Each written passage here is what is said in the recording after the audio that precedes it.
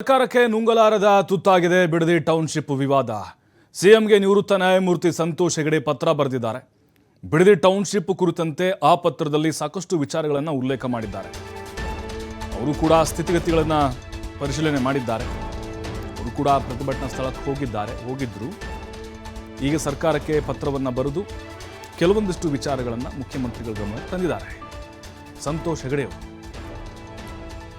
ಆ ಗ್ರಾಮಸ್ಥರ ಆತಂಕ ನಾನು ಗಮನಿಸಿದ್ದೇನೆ, ಕಣ್ಣಾರೆ ಕಂಡಿದ್ದೇನೆ, ಖುದ್ದು ಭೇಟಿಯಾಗಿದ್ದೇನೆ. ರಾಜ್ಯದ ಅಭಿವೃದ್ಧಿ ಮುಖ್ಯವಾದದ್ದು. ಸಂವಿಧಾನದ ಮೌಲ್ಯಗಳು, ನಾಗರಿಕರ ಹಕ್ಕುಗಳು ರಕ್ಷಣೆ ಕೂಡ ಇರಬೇಕು. ಬಲವಂತವಾಗಿ ಭೂ ಸ್ವಾಧೀನ ಮಾಡೋದು ಸರಿಯಲ್ಲ. ಸಂಬಂಧಪಟ್ಟಂಥ ರೈತರ ಜೊತೆ ಮುಕ್ತ ಸಂವಾದ ನಡೆಸಿ ಅವರ ಅಪೇಕ್ಷೆಗಳು, ಅಭಿಪ್ರಾಯಗಳನ್ನು ಪಡ್ಕೊಂಡು ಮುಂದುವರಿರಿ. ಎಲ್ಲರಿಗೂ ನ್ಯಾಯಯುತವಾದಂತಹ ಪರಿಹಾರ ಮಾರ್ಗ ಕಂಡುಕೊಳ್ಳಿ. ಈ ಪತ್ರದಲ್ಲಿ ಸಂತೋಷ್ ಹೆಗಡೆ ಅವರು ಮನವಿ ಮಾಡಿಕೊಂಡಿದ್ದಾರೆ. ನೋಡ್ತಾ ಇದ್ವಿ ಅವ್ರ ಪತ್ರ ಸುದೀರ್ಘವಾಗಿ. ಸುಮ್ಮನೆ ಯಾಕೆ ಇಲ್ಲಿ ಅರ್ಜೆಂಟ್ ಮಾಡ್ತಾ ಇದ್ರಿ, ಯಾಕೆ ಅಭಿವೃದ್ಧಿ ಹೆಸರಲ್ಲಿ ಒತ್ತಾಯವನ್ನು ಮಾಡ್ತಿದ್ರಿ, ಭೂ ಸ್ವಾಧೀನ ಮಾಡ್ಕೊಳ್ತಿದ್ರಿ, ರೈತರನ್ನ ವಿಶ್ವಾಸಕ್ಕೆ ತೆಗೆದುಕೊಳ್ಳಿ ಅಂತ ಹೇಳಿದ್ದಾರೆ.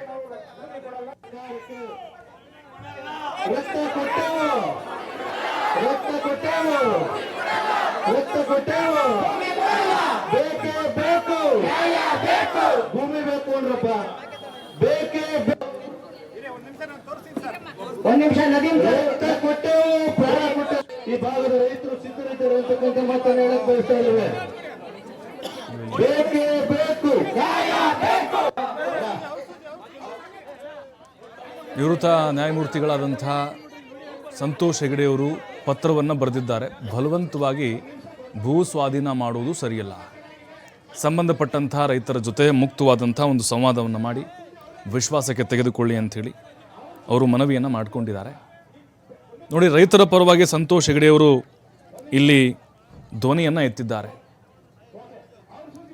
ಸಂತೋಷ್ ಹೆಗಡೆಯವರು ಆ ಪಕ್ಷ ಈ ಪಕ್ಷ ಅಂತಲ್ಲ, ಯಾವುದೇ ಪಕ್ಷ ಅಧಿಕಾರದಲ್ಲಿದ್ದರೂ ಕೂಡ ಆ ಒಂದು ಚಳುವಳಿ ಆಗ್ತಿದೆ ಅಂತ ಹೇಳಿದ್ರೆ ಅದಕ್ಕೆ ಸಹಕಾರವನ್ನು ಕೊಟ್ಟೇ ಕೊಡ್ತಾರೆ. ಮತ್ತು ಸ್ಥಳಕ್ಕೆ ಹೋಗಿ ಕೂಡ ಆ ಗ್ರಾಮಸ್ಥರ ಆತಂಕವನ್ನು ಅವರು ಗಮನಿಸಿದ್ದಾರೆ. ಜೊತೆಗೆ ರೈತರ ಮನವಿಯನ್ನು ಕೂಡ ಅವರು ಆಲಿಸಿದ್ದಾರೆ. ಅಲ್ಲೇನು ಫಲವತ್ತಾದಂಥ ಒಂದು ಜಮೀನಿದೆ, ಆ ಭಾಗಕ್ಕೂ ಕೂಡ ಅವರು ಭೇಟಿ ಕೊಟ್ಟಿದ್ದರು. ರೈತರ ಅಭಿಪ್ರಾಯಗಳನ್ನು ಕೂಡ ಅವರು ಸಂಗ್ರಹ ಮಾಡಿದ್ದಾರೆ. ಹಾಗಾಗಿಯೇ ಈ ಪತ್ರದಲ್ಲಿ ಅದೆಲ್ಲವನ್ನು ಕೂಡ ಅವರು ಉಲ್ಲೇಖ ಮಾಡಿದ್ದಾರೆ. ಅವರ ಗಮನಕ್ಕೂ ಕೂಡ ಇದು ಬಂದಿದೆ. ಹಾಗಾಗಿ ಡಿ.ಕೆ. ಶಿವಕುಮಾರ್ ಅವರು ಏನಿದ್ದಾರೆ, ಅವಸರವನ್ನು ಪಡಬೇಡಿ, ಇಲ್ಲಿ ಅರ್ಜೆಂಟಿಗೆ ಬಿದ್ದು ರೈತರನ್ನು ಒಕ್ಕಲೆಬ್ಬಿಸುವಂಥ ಪ್ರಯತ್ನವನ್ನು ಮಾಡಬೇಡಿ ಅಂಥೇಳಿ ಕಳಕಳಿಯ ಮನವಿಯನ್ನು ಈಗ ಸಂತೋಷ್ ಹೆಗಡೆ ಅವರು ಮಾಡಿಕೊಂಡಿದ್ದಾರೆ. ರಾಜ್ಯದ ಅಭಿವೃದ್ಧಿ ಏನಿದೆ ಅದು ಅತ್ಯಂತ ಪ್ರಮುಖವಾದದ್ದು, ಒಪ್ಕೊಳ್ತೀವಿ. ಆದರೆ ಅಭಿವೃದ್ಧಿಯು ಸಂವಿಧಾನದ ಮೌಲ್ಯಗಳು, ಹಾಗೆ ಕಾನೂನುಬದ್ಧ ಪ್ರಕ್ರಿಯೆಗಳು ಮತ್ತು ನಾಗರಿಕರ ಹಕ್ಕುಗಳಿಗೆ ಧಕ್ಕೆಯಾಗದ ರೀತಿಯಲ್ಲಿ ನಡೆಯುವುದೇನಿದೆ ಅದಿನ್ನೂ ಕೂಡ ಮುಖ್ಯ ಆಗಿದೆ. ಕೃಷಿ ಭೂಮಿ ಅನೇಕ ಕುಟುಂಬಗಳ ಜೀವನೋಪಾಯದ ಮೂಲ ಆಗಿದೆ.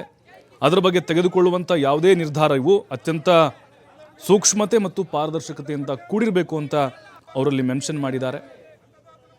ಈ ಯೋಜನೆಗೆ ಸಂಬಂಧಪಟ್ಟಂತೆ ಯಾವುದೇ ರೈತನ ಭೂಮಿಯನ್ನು ಅವರ ಅಭಿಪ್ರಾಯ ಮತ್ತು ಕಾನೂನುಬದ್ಧ ಹಕ್ಕುಗಳನ್ನು ಕಡೆಗಣಿಸಿ ಬಲವಂತವಾಗಿ ಸ್ವಾಧೀನ ಪಡಿಸ್ಕೊಳ್ಬಾರ್ದು ಅಂಥೇಳಿ ಅವರು ರಿಕ್ವೆಸ್ಟ್ ಮಾಡಿಕೊಂಡಿದ್ದಾರೆ. ಇದಕ್ಕೆ ಸಂಬಂಧಪಟ್ಟಂಗೆ ರೈತರೊಂದಿಗೆ ಮುಕ್ತ ಸಂವಾದ ನಡೆಸಬೇಕು, ಅವರ ಸಲಹೆಗಳನ್ನು ತೆಗೆದುಕೊಳ್ಬೇಕು ಅಂತ